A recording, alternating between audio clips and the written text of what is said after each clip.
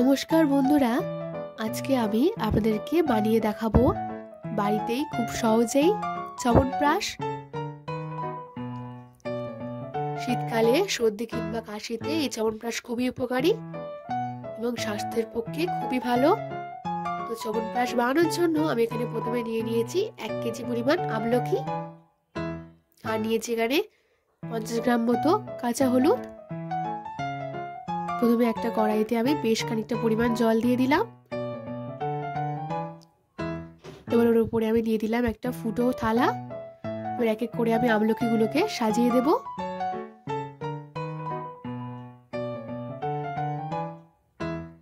আমার সাজানো হয়ে এসেছে। এবার আমি ঢাকনা দিয়ে 10 থেকে 15 মিনিটের জন্য আমলকিগুলোকে ভাপিয়ে নেব। এদিকে আমি কিছু ড্রাই ফ্রুটস নিয়েছি, যেখানে নিয়েছি আমি কাজু বাদাম, নিয়েছি আমন্ড বাদাম, নিয়েছি কিশমিশ, আর এখানে পেস্তা বাদাম, আর এখানে নিয়েছি আমি বেশ কিছু মশলা।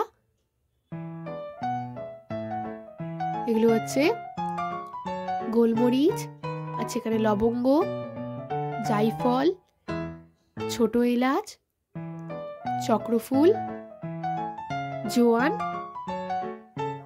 এখানে হচ্ছে জায়ত্রী, বড় এলাচ, দারচিনি, মৌরি, আর শেষে তেজপাতা। এদিকে আমি নিয়েছি কাঁচা হলুদ কেটে ধুয়ে নিয়েছি এখানে আদা, আর এখানে নিয়েছি আমি তুলসী পাতা। আমি এখানে গোলক তুলসী পাতা নিয়েছি, কারণ এমনি তুলসী পাতার থেকেও গোলক তুলসী পাতা সর্দি কাশিতে খুবই উপকারী। এদিকে আমার 10 থেকে 15 মিনিট হয়ে গিয়েছে, আমলকিগুলো সিদ্ধ হয়ে গিয়েছে। এদিকে আমি খেজুর নিয়েছি এখানে।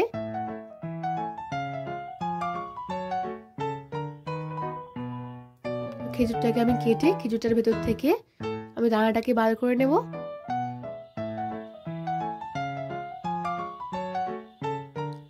এরভাবে টুকরো টুকরো করে আমি খেজুরগুলোকে কেটে নেব।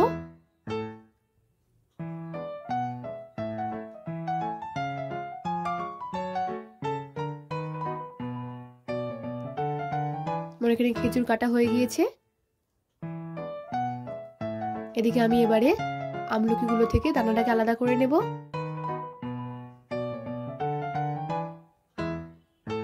এই যে এরকম ভাবে আমি দানাটাকে বার করে নেব।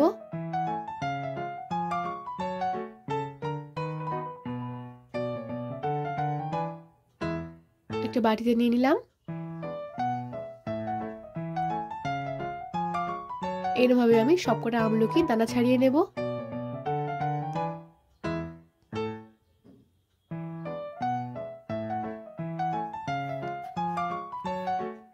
এই যে আমার দানা ছাড়ানো হয়ে গিয়েছে।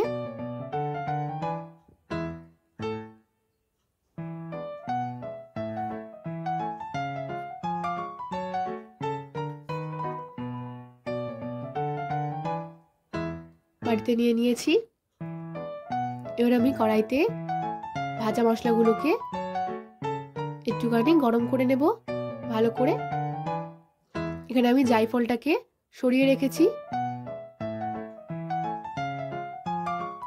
বাদবাকি মশলাগুলোকে ভালো করে আমি নাড়াচাড়া করে ভেজে নেব।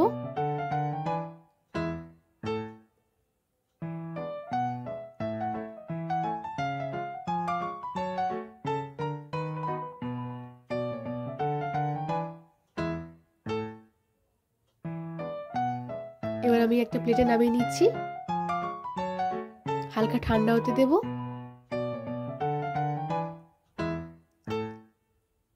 এদিকে আমি মিক্সিং জার নিয়েছি। এবার আমি এখানে প্রথমে ড্রাই ফ্রুটস গুলোকে গুঁড়ো করে নেব।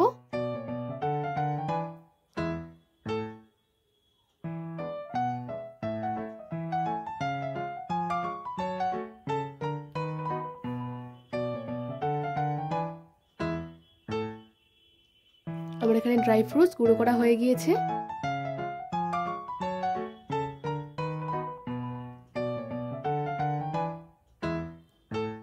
এবার আমি খেজুরটাকেও একইভাবে গুঁড়ো করে নেব। মানে গুঁড়ো করে নেবো না, ওই বেটে নেব।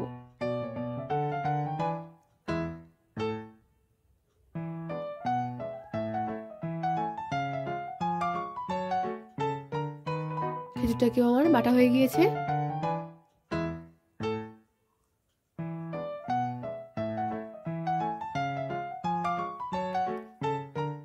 এবার আমি ভাজা মশলাটাকেও গুঁড়ো করে নেব।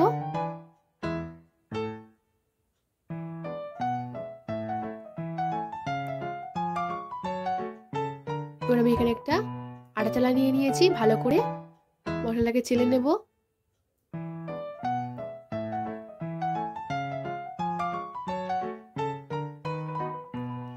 এবার আমি একটা প্লেটে নিয়ে নিচ্ছি।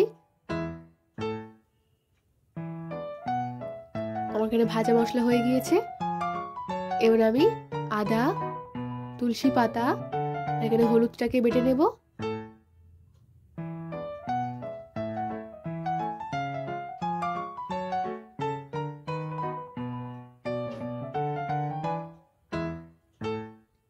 বাটিতে ঢেলে নিচ্ছি, আমার বাটা হয়ে এসেছে।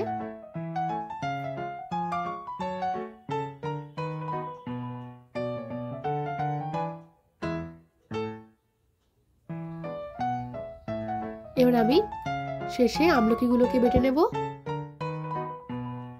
আমি এখানে অল্প অল্প করে বাটবো।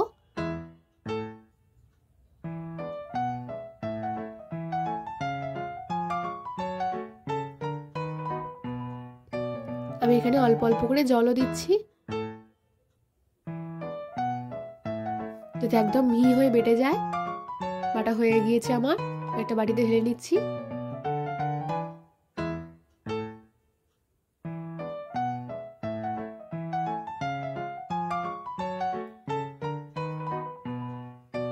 বাদবাকিগুলো আমি একইভাবে বেটে নেব। দিয়ে দিলাম একটু জল।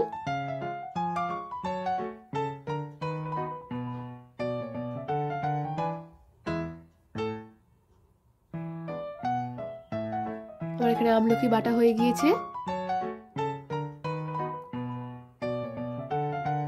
ভাজা মশলা যে করেছিলাম তার উপরে আমি ওই জায়ফলটাকে একটু গুঁড়ো করে দিয়ে দেব, অর্ধেক মতো।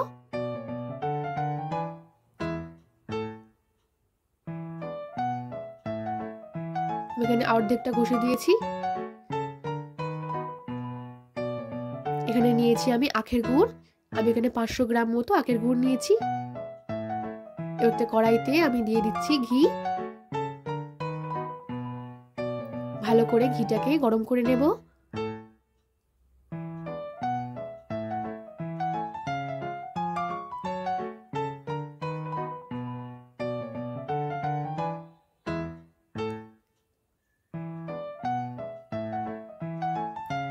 ঘিটা গরম হয়ে গিয়েছে, দিয়ে দিচ্ছি আমলকি বাটাটা।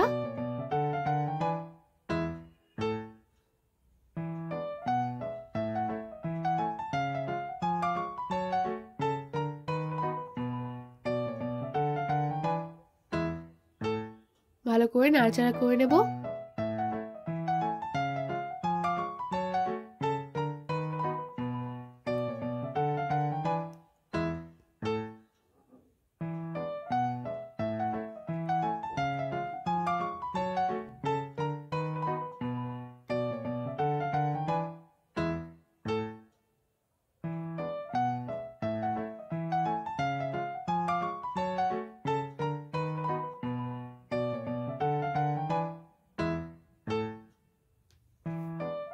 এবার দিয়ে দিচ্ছি আমার আদা, হলুদ আর ওই তুলসী পাতা বাটাটা।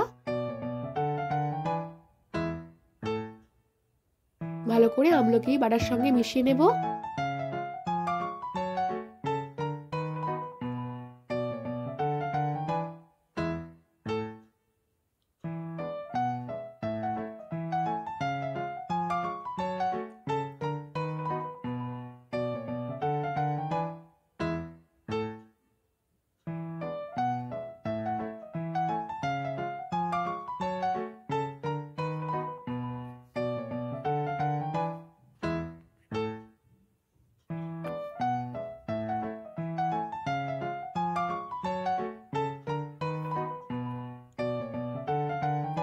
বেশ খানিকক্ষণ নাড়াচাড়া করে নিয়েছি।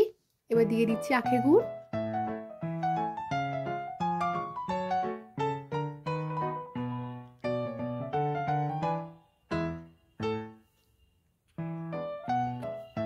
আখের গুঁড়োর সঙ্গে ভালো করে আমলকিটাকে মিশিয়ে নেব।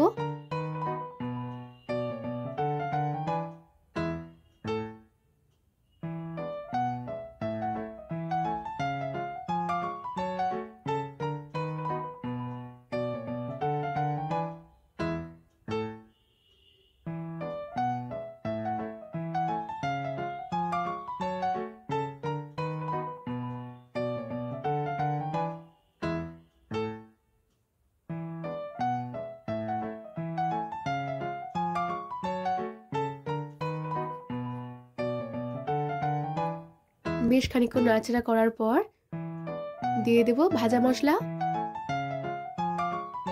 যেটা আমি বেটে রেখেছিলাম। ভালো করে সবকিছুকে একসঙ্গে মিশিয়ে দিচ্ছি।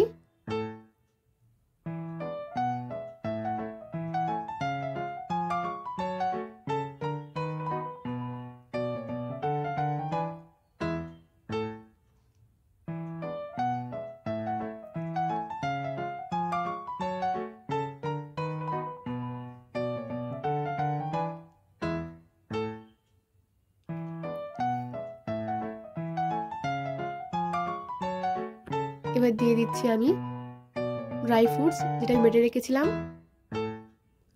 দিয়ে দিচ্ছি খেজুর বাটা,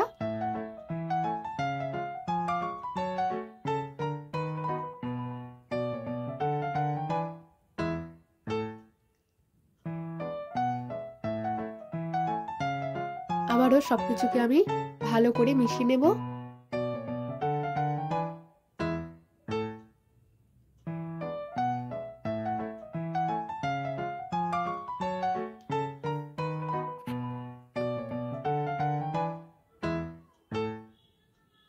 মেশানো হয়ে গিয়েছে। দিয়ে দিচ্ছি এখানে আমি লবণ। আমি এখানে বিট লবণ নিয়েছি। ভালো করে মিশিয়ে নিচ্ছি।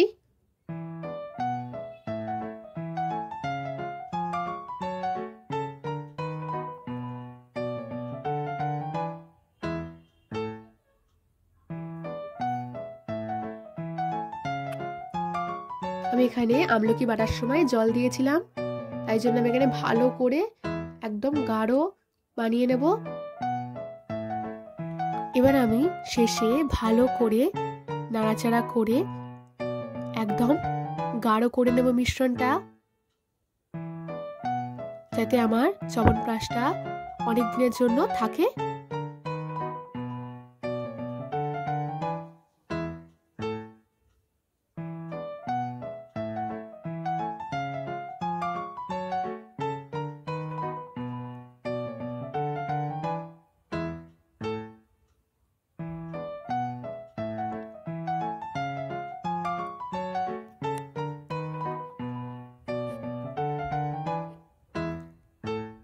এই যে আমার খুন্তিতে এখনো ঝরে পড়ছে, তার মানে আমার এখনো চ্যবনপ্রাশ রেডি হয়নি। আমি আরো বেশ খানিকক্ষণ নাড়বো।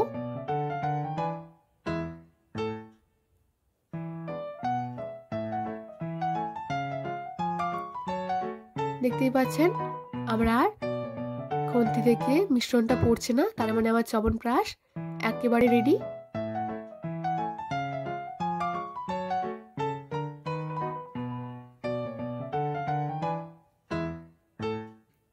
এই যে আরেকবার আমি নাড়িয়ে চাড়িয়ে গ্যাসটা বন্ধ করে দিয়েছি। আমার এখানে চ্যবনপ্রাশ রেডি হয়ে গিয়েছে। এবার আমি শেষে দিয়ে দেবো এতে মধু।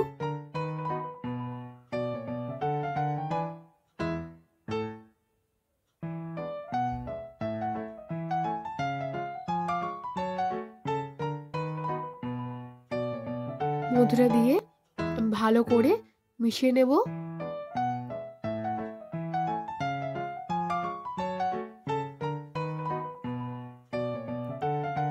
আমাদের আজকের রান্না চ্যবনপ্রাশ একেবারে রেডি।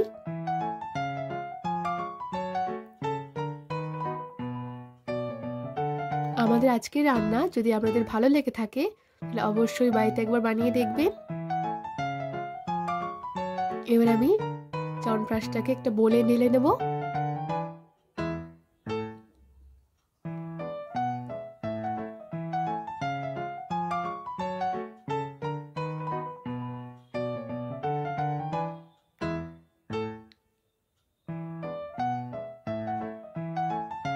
আমাদের আজকের রান্না চ্যবনপ্রাশ।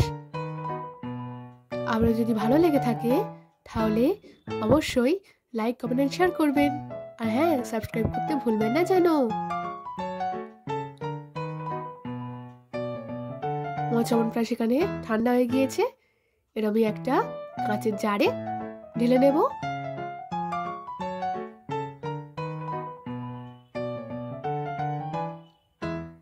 এই যে, এটা আপনারা 1 বছরের জন্য স্টোর করে রাখতে পারেন।